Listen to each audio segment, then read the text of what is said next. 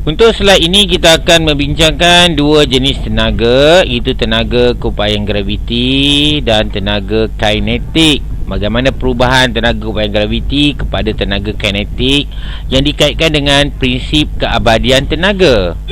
Apa itu prinsip keabadian tenaga? Tenaga tidak boleh dicipta atau dimusnahkan, tetapi boleh berubah ke bentuk lain. Jadi prinsip keabadian tenaga ni merujukkan kepada jumlah tenaga yang ditukarkan daripada tenaga keupayaan graviti kepada tenaga kinetik. Sebagai contoh, kita ambil satu gambar, satu objek pada ketinggian berapa meter ni? 8 meter. Dilepaskan ke bawah.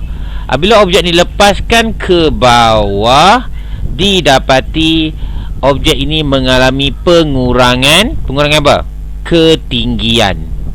Bermula 8, lepas tu 7, 6, 5, 4, 3, 2, 1, 0. Jadi sebabkan ketinggiannya berkurang, maksudnya tenaga keupayaan graviti semakin berkurang apabila dijatuhkan ke bawah.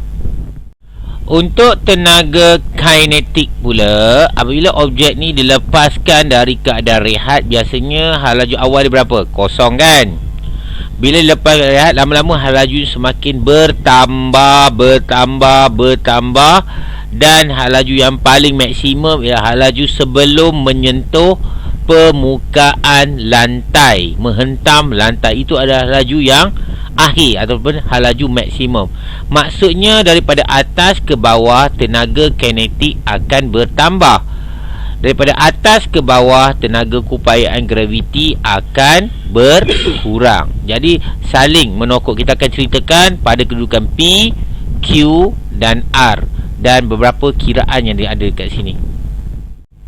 Untuk kedudukan P, itu pada ketinggian 8 meter, kita boleh kira tenaga keupayaan graviti dia dengan menggunakan formula mgh. Itu M iaitu 3, G tentu 10 dan H sama dengan 8.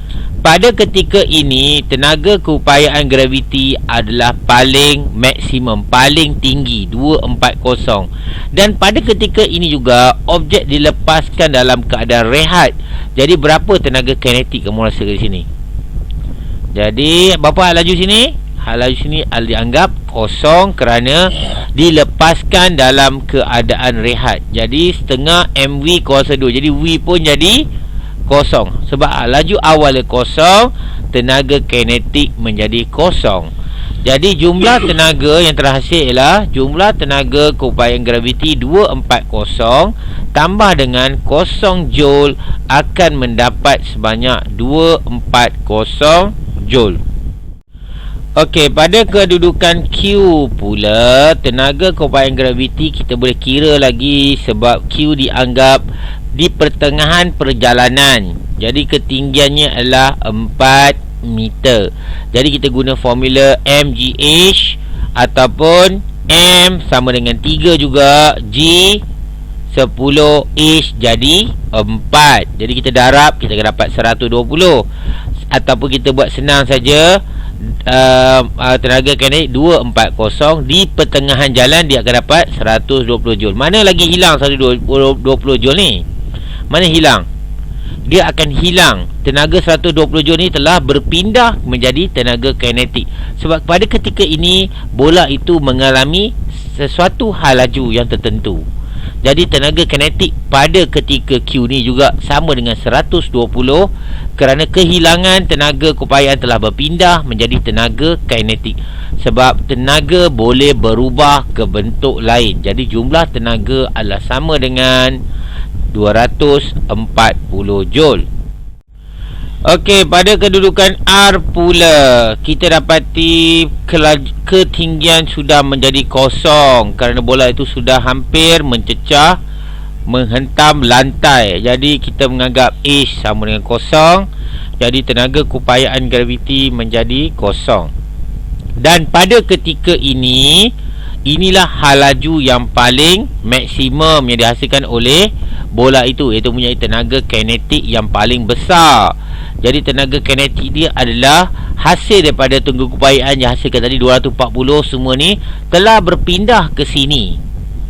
Jadi tenaga kinetik akan menjadi 240 joule. Itu hal laju akhir pada ketika ini maksimum dengan tenaga kinetik 240 joule. Jadi jumlah tenaganya adalah sama dengan 240, dan kita dapati jumlah tenaga adalah sentiasa sama kerana tenaga tidak boleh dicipta atau dimusnahkan, tetapi dia hanya berubah ke bentuk yang lain, seperti tenaga keupayaan graviti telah bertukar menjadi tenaga kinetik. Okey, seterusnya kita akan tengok bagaimana untuk kita mencari hal laju akhir pada ketika ini, itu pada kedua R, itu hal laju akhir sebelum objek menghentam lantai. Tetapi kita tahu tenaga kinetik dia adalah sama dengan 240 joule, dan kita tahu juga rumus tenaga kinetik sama dengan setengah mv kuasa 2. Jadi kita gantikan dalam persamaan. Jadi 1/2 setengah M 3 kilogram. V kita tak tahu hal lajunya, hal laju akhir dia, tapi kita tahu 240 adalah tenaga kinetiknya, dan kita jadikan V, dan V sama dengan 12.65. Ini adalah hal laju yang maksimum yang dihasilkan pada ketinggian 8 meter tadi. Jadi ini bermaksud tenaga keupayaan graviti telah bertukar sepenuhnya menjadi tenaga kinetik. Okey, selepas saja dia menghentam dinding, agaknya tenaga kinetik ni telah bertukar menjadi tenaga apa? Sudah tentu menghasilkan dua lagi tenaga. Yang lain itu tenaga apa? Tenaga bunyi dan tenaga haba. Itu seterusnya.